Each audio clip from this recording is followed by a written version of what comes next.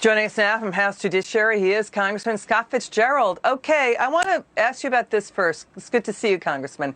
Good Nancy to see you. Pelosi, they have a new narrative Pelosi's working on, that the Republicans are the legislative equivalent of January 6th and the Capitol riots. What's your reaction to that? It's outrageous. I mean, we continue to see them try and connect Republican conference to what happened on January 6th. I think the American people can see through that. There was a lot of theater in and around what they recreated on that one-year anniversary. But, when I'm back in the district, that's not what people are talking about. What people are talking about are the paycheck issues that are plaguing our country right now under Joe Biden as president. House Minority Leader Kevin McCarthy anticipates over 30 Democrats will leave the House before the midterms. He says Republicans will open investigations into the border crisis, the botched exit from Afghanistan. We're also hearing potentially using terrorist firepower meant for to go after al-Qaeda, to go after school board parents. I'd like you to listen to House Minority Leader McCarthy here. Watch this. But that number 25 is a very big number for Democrat retirements. In 2010, when we won the majority, 17 Democrats retired, already 25. I expect that number to be up to over 30 Democrat retirements because they see what the future holds and they see what the numbers. Our recruiting is better than ever before. The number of conservatives running across, conservative women and others. And remember, in the last election, why everybody said we predicted we'd lose 15 seats. We beat 15 Democrats, and every Democrat lost to a Republican woman, a Republican minority, or a Republican veteran. We need people to join with us to be able to fire Nancy Pelosi. He also wants to remove Eric Swalwell and Adam Schiff off of House Intelligence and Congresswoman Ilhan Omar off of Foreign Affairs. That's according to Breitbart. What's your reaction to that story? Listen, I was part of that freshman class that included a lot of women, minorities, and veterans. Outstanding recruiting that was done by the NRCC. I think that's what the leader's talking about. They're already out there finding great replacements, as I would classify them, for a lot of these Democrats that are now running for the exits. And I think Kevin's right. I think we're going to be in excess of 30 members. So it really positions us well to do very good in the midterms.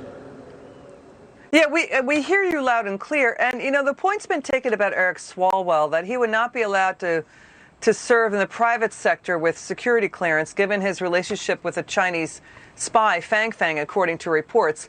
But he's on House Intelligence, House Homeland Security. Kevin McCarthy is saying Democrats' bullying got so bad that the majority was telling the minority which members could serve on committees. That's never been done before in Congress, right?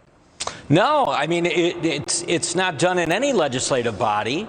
I mean, that is the voice of the minority, is that they're able, the leadership of that group are able to appoint and pick the members that they want. And Speaker Pelosi just continues to run amok when it comes to that issue. So again, I think the leader's right. I think all of these members, there should be a full review before they're appointed by the steering committee to any of these very sensitive areas in which they've been very public and very obtuse on the comments related to some of these very sensitive areas. So no, I'm with the leader on this one, and I think many members are too.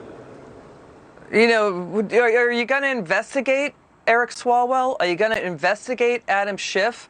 I mean, he spent more time claiming the debunked Steele dossier was true than on Afghanistan, and thousands of allies, stranded there, thousands of Americans stranded there, 13 troops killed.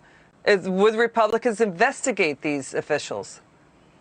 Yeah, I think you're well aware, Liz, that as a member of Judiciary and then also with oversight, I think, members like Congressman Jordan are certainly capable and understand the significance of some of these things that are happening now under Pelosi's watch that need to be fully exposed and fully investigated. And let's just start with, circumstances in and around criminal activity with Hunter Biden.